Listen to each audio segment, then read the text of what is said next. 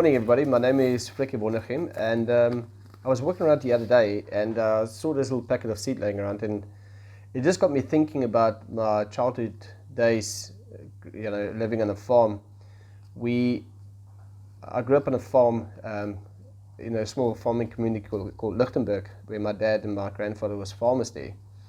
And I can remember conversations that took place in terms just before the planting season they were very selective in what they're going to plant, obviously to get the best return on their investment, as well as how they're going to nurture and look after the seed throughout the year in the different seasons, because each season presents different problems for the farmer, and it's his job to make sure that seed is well taken care of and well nurtured. So when it comes to harvesting, he gets the best harvest.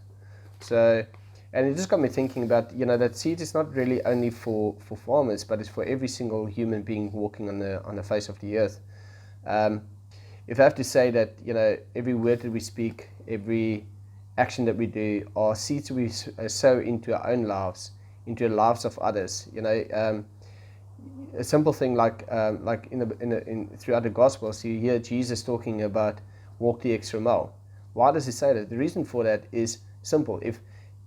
If I'm going to go out my way to help another man, or walk an extra mile for a guy if he asks me to help him, and go the extra mile, rest assured, if I'm in trouble or need the same guy, if I need a hand, that same man will walk an extra mile for me.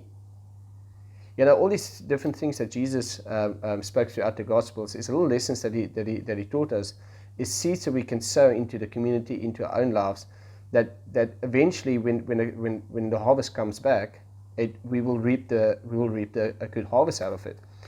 And the same applies to our own lives, where we speak life and death over our own lives, over our spouses, over our children, over our community. And so often we find ourselves caught up in the negativity of life, which is, it's a reality. But if we want to see a good harvest in our life, we need to start speaking life into our lives. The Bible is, in the book of Matthew, it says, from the fruit of his mouth a man's belly is filled, and with the harvest from his lips he is satisfied. Life and death are in the power of the tongue, and those who love it will eat its fruits. You see, we again, like I said earlier on, we get caught up in bad mouthing our spouses and our children and our work colleagues, and those are seeds that we keep on planting. And when they come back, we keep on asking ourselves the question is, what has gone wrong? But the question we have to actually ask us, what seed have we planted into our future, into our lives? And it got me thinking about the second point I would like to make is if you look at this packet, if I'm going to open this packet up and I'm going to put this seed into the ground, this is lettuce, and hopefully I'm going to get lettuce. But if there's a few fruit seeds in this packet, you will find some lettuce coming up, and then obviously whichever other seed that's in this packet will also come up. And this packet, I would say, represent our heart. And the Bible says in Proverbs, it speaks about, above all else, guard your heart, for everything you do flows from it. Now it's very important, just a different translation, a New Living Translation says, guard your heart above all else, for it determines the course of your life. Now, in our hearts, a lot of people, and I'm talking to myself as well, we have accepted certain things, we have left certain seeds in our hearts, and out of the abundance of the heart the mouth speaks, and out of the good treasures of man's heart, you will start seeing fruits out of your mouth that comes from your heart. And I just got thinking about it is that what seed or what things have we left in our heart that will produce a bad harvest?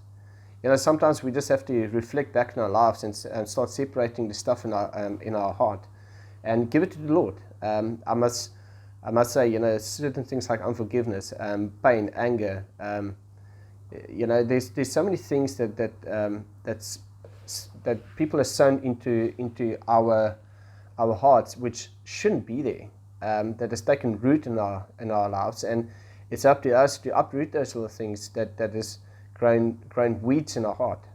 And for us, we need to obviously start separating the good and the bad in our hearts, and start speaking life again. Separate those things, take it out. Do not accept those words that's been spoken over your life, and start moving on with life. And as you go on, you start speaking life. Sometimes we do ourselves so injustice of always being negative about our own lives and about how we live our lives, and things that that if we face the first challenge, we get negative about life, and negative about our surroundings, and negative about our, again, like I said, our spouses and our children, and about our country. But if we're going to start speaking life into those things, you will start seeing a big turnaround in your lives. You will start feeling a little bit more positive. You can start feeling that you can do these things.